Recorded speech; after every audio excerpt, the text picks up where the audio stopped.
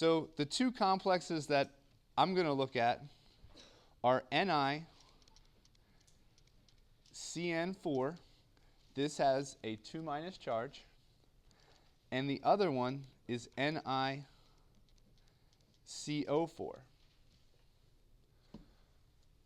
So let's go through and look at the requirements. Number one, they both have a coordination number of 4. The CO and the CN are both what we call monodentate ligands, which gives us a coordination number of 4. We have a strong field ligand in each case. So that meets our first requirement. Nickel, if you look on the periodic table, is element number 28. So this is a 3D transition metal in each case. So we meet the strong field ligand requirement.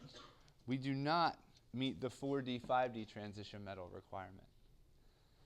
The last one is, do we have a D8 case? And for this, we have to look at the electron configuration. And one of the things that I really want to point out is when we compare an atom versus a cation versus a complex, these are very, very, very different scenarios. A nickel atom is completely different from a nickel 2 plus cation, and that's completely different than a nickel 2 plus cation surrounded by 4 cyanide ligands. Completely different instances here. And we have to treat them differently, and we have to analyze these guys in a little different way. So nickel as an atom, it's all by itself, all in its lonesome. There's no other external,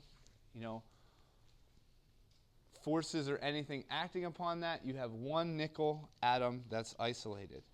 Its electron configuration is going to be argon, then 4s2, 3d8.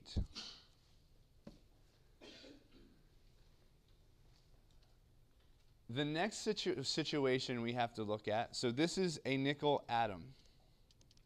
And this is kind of the electron configurations we learned in Chemistry 121. If we have a nickel 2 plus cation, we're going to go over this a little bit later in the lecture today, but we said that whenever a cation forms for a nickel 2 plus, it's going to fill in the d electrons first, then the s electrons, or it loses its s electrons. So in this case, it's going to be a 3d8 electron configuration. If nickel is in a complex, it's surrounded by 4, in this case, 4 ligands.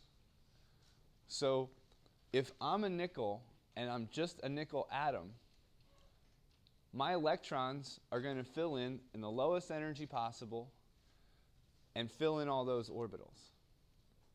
But if I'm a nickel, I have a big s orbital that's spherical. I have d orbitals that are various shapes.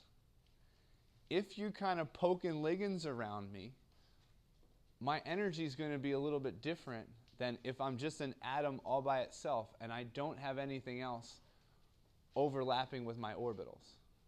So if I'm a nickel atom, I have my d orbitals that are pointing out into space. If I bring a ligand in, remember way back when we started talking about bonding, bonds form when orbitals overlap. And when those orbitals overlap, it's going to dictate the different energies of everything. So anytime nickel is in a complex, whether it be 2 plus or whether it just be nickel, in this case, if nickel is in a complex and its oxidation state 0 or it doesn't have a charge, we're going to have a 3d10 electron configuration. I'm going to come back to why this is at the end of lecture today. But in this case, we have a 3d10 case. So if we look at the nickel 2 plus in the NiCN4 2 minus complex ion. In this case, we have a D8 electron configuration.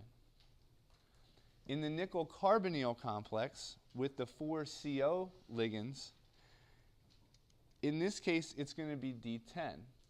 It is not S2D8. So because of this, the carbonyl complex does not meet the criteria to be a square planar, and as a consequence, this will be a tetrahedral molecule.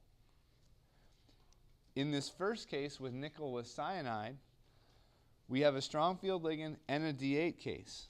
2 out of those 3 requirements are met, so this is going to be square planar. And this is how you would investigate and analyze some of these complexes where they could potentially be a square planar versus a tetrahedral molecule. One of the things that we also have to look at, and a lot of the times when we look at these coordinations, ML4 is very common, and also ML6. And sometimes just looking at the number of the subscripts on a particular ligand can be a little bit misleading.